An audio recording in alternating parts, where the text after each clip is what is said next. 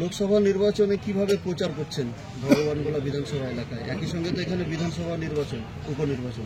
দেখুন, একসঙ্গে আমরা প্রচার করছি, কারণ লোকসভা, বিধানসভা, পঞ্চায়েত যাই হোক না কেন, আমরা তো 12 মাস মানুষের মাঝেই থাকি, তো নতুন করে প্রচারের বিষয়টা থাকে না। তবু মাঝে মাঝে কর্মীদের সঙ্গে বসতে হয়, ক্ষোভ দুঃখ জ্বালা যন্ত্রণা থাকলে সেগুলো নিয়ে একটু প্রশমিত করতে হয়, নিজেদের মধ্যে বিভাজন থাকলে সেটাও একটু ঝালিয়ে নিতে হয়।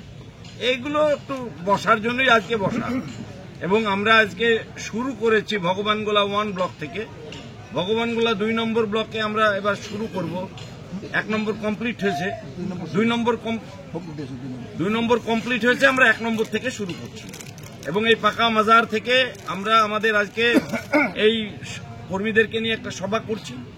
এরপরে আমাদের নেক্সট প্রোগ্রাম হচ্ছে মাজারে আমরা এখানে চাদর চড়াবো, তারপরে আমরা এখান থেকে যাব আমাদের যে সুবর্ণমৃগী স্টেশন আছে তার পাশেই, সেখানেও আমাদের একটা কর্মী বৈঠক হবে এবং তারপরে আমাদের সেখানে একটা ইফতারের মজলিস হবে। তারপরে আমাদের প্রোগ্রাম আজকের মতো ভগবানগোলা বিধানসভার এই প্রোগ্রাম শেষ হবে। তো সেই প্রোগ্রামে আমাদের ওখানেও ব্লক সভাপতি অন্যান্য নেতৃবর্গ ছিল, এখানেও ব্লক সভাপতি অন্যান্য নেতৃবর্গরা আছেন, সকলে আছেন দলের মধ্যে, প্রত্যেকটা অঞ্চলের নেতৃবর্গ আছেন, প্রধানরা আছেন, চাঁদ সাহেব আছেন, এদিকে বিভিন্ন নেতৃবর্গ, আগে ব্লক যিনি সভাপতি ছিলেন সেও আছে, বর্তমানে সভাপতি। আমরা সকলকে নিয়েই আমরা এই জনজাগরণ কর্মসূচি বা বাংলা বঞ্চিত বাংলার মানুষ, সেই বঞ্চিত বাংলার মানুষের কাছে যাচ্ছি এবং বাংলাকে কিভাবে বঞ্চিত করছে, বাংলার অধিকারকে কিভাবে ভারতবর্ষের বিজেপি সরকার খর্ব করছে, সেটা নিয়ে মানুষের কাছে, আমাদের কর্মীদের কাছে সেগুলো তুলে ধরছি। এবং আগামী দিনে যারা বাংলাকে এইভাবে বঞ্চিত করে, যারা বাংলার ন্যায্য অধিকার পাওনা থেকে বঞ্চিত করে, গরিব মানুষের ন্যায্য অধিকার থেকে যারা বাংলাকে বঞ্চিত করছে, তাদেরকে নিয়েই আমরা এই গর্জন, জনগর্জন, বিভিন্ন জায়গায় সভা সমিতি আলোচনা এইগুলো আমরা করছি। এবং আগামী দিনে মমতা বন্দ্যোপাধ্যায় তিনি আমাদেরকে নির্দেশ দিয়েছেন যে আগামী দিনে এটা নিয়েই আমরা বাংলার মানুষকে এক জায়গায় নিয়ে আসবো, এক ছাতার তলায় নিয়ে আসবো, দল মত নির্বিশেষে যারা মানুষ বাংলার ভালো চান, বাংলার মানুষের ভালো চান, তাদেরকে একত্রিত করে যারা বাংলা বিরোধী শক্তি তাদেরকে আমরা বর্জন করতে চাইছি। তার মধ্যে ভারতবর্ষের বিজেপি তো আছে, একটা সাম্প্রদায়িক শক্তি, বিভাজন তৈরি করছে, আর তার দোসর হিসেবে কাজ করছে বাংলার কংগ্রেস, বাংলার সিপিএম। একই ভাষায় বিজেপি যে ভাষায় কথা বলে, বাংলার সিপিএম, বাংলার কংগ্রেস একই ভাষায় কথা বলে। সুতরাং এদেরকে বাংলার মানুষ বর্জন করবে, তার ডাক বাংলার জননেত্রী মমতা বন্দ্যোপাধ্যায় দিয়েছেন। আমরা বাংলার মানুষের হয়ে আমরা সাধারণ মানুষের কাছে যাচ্ছি এবং তাদের কাছে বাংলাকে কিভাবে বঞ্চিত করছে, বাংলার ন্যায্য অধিকার থেকে কিভাবে বঞ্চিত করছে, বাংলার টাকা পয়সা পাওনা সেটা থেকে কিভাবে বঞ্চিত করছে, গরিব মানুষের ঘর 100 দিনের কাজ এর থেকে কিভাবে বঞ্চিত করছে, সবটাই মানুষের কাছে তুলে ধরছি। এটাই আমাদের মূল উদ্দেশ্য। লোকসভা কেন্দ্রের প্রার্থী ঘোষণা হয়ে গেছে, ভোট প্রচার শুরু হয়েছে, একই সাথে উপনির্বাচনে যে বিধানসভার কি কোনো প্রার্থী ঘোষণা হয়েছে?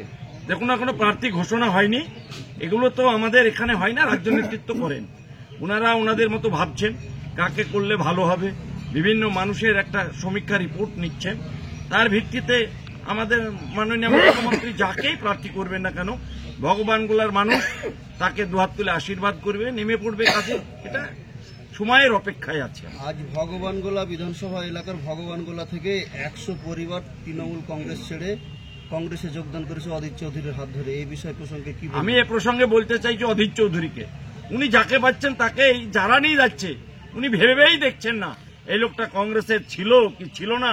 আপনারা তো দেখলেন মিডিয়ায়, এক্ষুনি দেখছিলেন একজন যারা গেছে তাদের যে নেতৃত্ব দিচ্ছে সে বাইট দিচ্ছে। কি বাইট দিচ্ছে?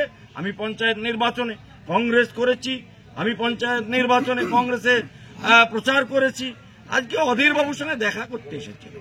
তো এইভাবে জয়নিং, ভাবতেই পারছেন এরা কোনোদিন তৃণমূল করেনি, এরা কংগ্রেসের লোক, নতুন করে রিনিউ করছে, অধীর চৌধুরীর কাছে মুখ দেখাচ্ছে। আর এখানকার নেতা যারা আছে, যারা এখানে কংগ্রেস করে, তারা দেখছে আমাদের ঘর ভেঙে যে কটা মেম্বার হয়েছিল সবই তো চলে গেল রিয়াত হোসেনের নেতৃত্বে, এখানকার ব্লক তৃণমূল কংগ্রেসের নেতৃত্বে সবাই তো তৃণমূলের পতাকা ধরেছে। তো আমাদের মুখ রক্ষা করতে হবে, তাই যাকে পাচ্ছে গাছ আগাছা সব নিয়ে গিয়ে অধীর চৌধুরীর কাছে জড়ো করছে এবং পতাকা ধরাচ্ছে। দুর্ভাগ্য আমাদের, দুর্ভাগ্য অধীর চৌধুরী, তিনি মানুষ চিনতে ভুল করছেন। আর একটা বিরোধীরা বারবার প্রশ্ন করছে, এই গত লোকসভা কেন্দ্রে আপনি পাশ করার পরে ভগবানগোলা এই এলাকায় কোনো উন্নয়নই করেননি, এই বিষয় প্রসঙ্গে কি বলবেন? দেখুন, আমি বিরোধীদেরকে বলবো যে আমার আগে এখানে এমপি ছিলেন, সাংসদ ছিলেন সৈয়দ বদরুদ্দোজা খান, তিনি ভগবানগোলা বিধানসভার মানুষ। সেই সৈয়দ বদরুদ্দোজা খান সিপিএম এখনো করেন, তিনি এমপি ছিলেন আমার আগে। তো তিনি 5 বছরের তার উন্নয়ন তহবিলের 2.5 বছরের টাকা খরচ করেছিল 12.5 কোটি টাকা, আর 12.5 কোটি টাকা খরচ করতেই পারেনি, পড়েছিল। সেই টাকা অসুস্থ অবস্থায় আমি নিয়ে এসে সেই টাকা ভগবানগোলা নয় গোটা লোকসভায় খরচ করেছি। আর এই ভগবানগোলা বিধানসভাতে অন্ততপক্ষে 3 কোটি টাকা এই বিধানসভাতে বিভিন্ন উন্নয়নের কাজে দেওয়া হয়েছে। আমাদের বিভিন্ন জায়গায় মোড়ে মোড়ে ফ্লেক্স হিসেবে টাঙানো থাকছে। সেই যারা কানা সিপিএম, কানা কংগ্রেস, যারা চোখ থাকতে দেখতে পায় না, তাদেরকে বলবো সেই ফ্লেক্সগুলো দেখে নেয় এবং কি কাজ হয়েছে দেখে নেয়।